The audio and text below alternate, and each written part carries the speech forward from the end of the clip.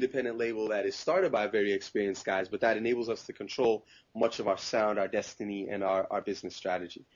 And the reason we did it is because, what the labels were effectively doing is they were selling salacious content just to try to get by and to make a profit. So, what's the easiest thing to do? Well, we got these black kids, and they are like arbiters of cool, and we can market in that small demographic, that limited population, and find out what works, and then we can take it and expand it to a broader community across the United States, and that's where we really make our money. Now, the problem is when they're looking at a black kid coming up in that community and they want to sell it really to a white kid in the suburbs who's maybe never come to the hood, they're like, what is this image that's going to sell? What's going to be working for me? Well, what's the easiest thing to translate? Sex and violence. So rather than getting authentic stories of what is really going on in these communities and what the people really struggle with and deal with, you're getting stories that are fabricated, but that you market as authentic, so that a kid who is growing up in, Cleveland, Ohio, or Boise, Idaho, who's never been to the hood is going to think, oh, well, that's real, and is going to buy it because that's their window into someone else's life. Now, here's the thing. That worked for a while, but it's starting to crumble because people are starting to realize that it's all these false images. 50 Cent don't live that way. 50 Cent may have been on some gangster stuff back in the day, but now he lives in Chicago. Why? In Connecticut. Because why? Because he's not trying to catch a 10th bullet. And that's smart for him. You know what I'm saying? I mean, if you were making millions of dollars, would you be sitting up in the same community where they shot you 9 times? Not if you have half a brain. So 50 is doing his thing. Well, what we found is this trend where people are starting to realize that it's all kind of a fallacy has worked really great for us, because in a world that is in desperate times of change and of real struggle, people want something they can believe in, and they want something new, and they want something honest.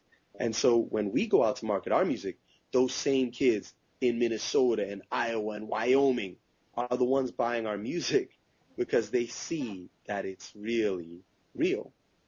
And so as much as the industry would initially look at us and like, you guys are too confused. Are you a hip-hop band or a reggae band? But you play live instruments. What are you, a rock band? Black people can't do that.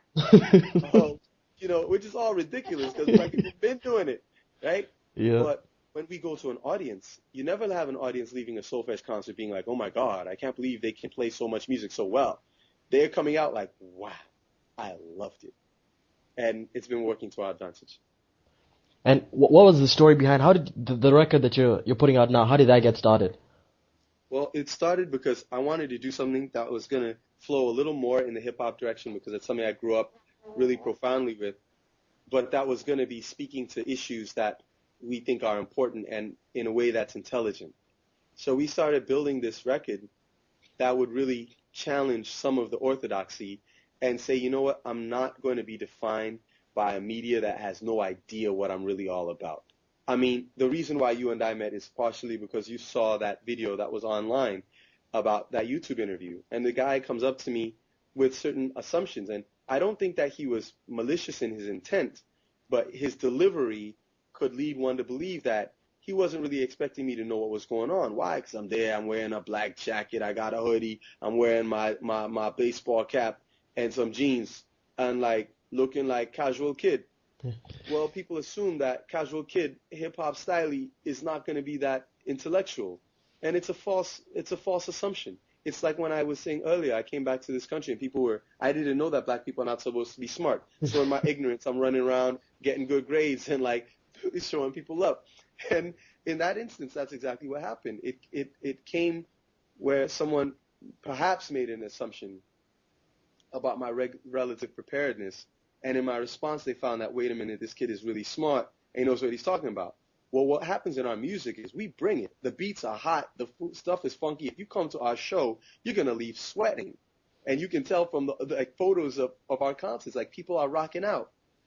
But if you listen to what we're saying, there's a lot more to it. You know, and it's not always got to be about the guns and the girls and the drama. There's a song we wrote called From the Soul that is on the upcoming record. And there's a line in that I have in it that says, our prince was meant for this, the seventh son of a king. I was born with wings. Some men are defined by their diamond rings, but my blood runs with gold. I don't need the bling. And a line like that is just making a statement of how do we see ourselves? And the lyricism is strong, and the delivery is strong as well, and the beat is grooving. So when it comes to the chorus, it says, rhyme from the soul, I say. Light up the mic like it's judgment day. Yeo, shine like a solar flame. Burn out their eyes till they see you sing a wail, and live it like you love it. Yea, for we who believe no go die this way. Yeo, we riding for our souls today. We warrior, we no go play. No way. And that is a statement, once again, of how we see ourselves. And, there's another song on the record called To Be Free, and it says, what would you give to be free? Free to stand astride the morning sun and sing your own melody and find your own way. Right? It's not a record that is political per se, but it is a record that is definitely making a statement that we are taking back the mic, that we are representing ourselves, that we believe we've got the intellect and we've got the pride of self to make a statement and to take a stand that this is who we are and we will not be diminished by anyone. And so, is the record just on iTunes?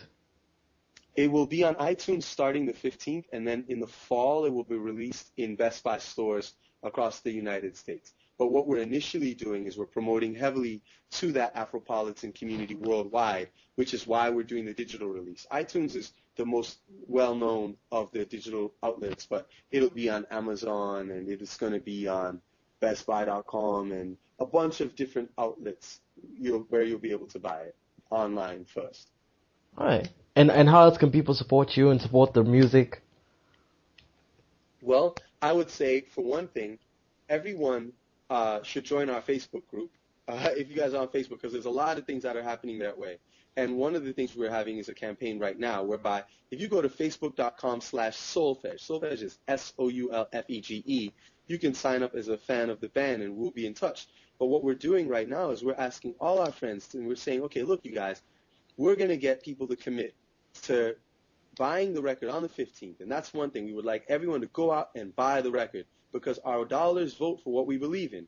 If the music is a commercial success, you're going to find all kinds of other African bands and bands that are making music that makes our communities look good, getting support to have a bigger platform. So one, we ask that you pay for the music. Two, we ask that you get that you post on your Facebook profile or your MySpace profile or on your blog a link on the 15th that says, I just bought this music. I think this is great.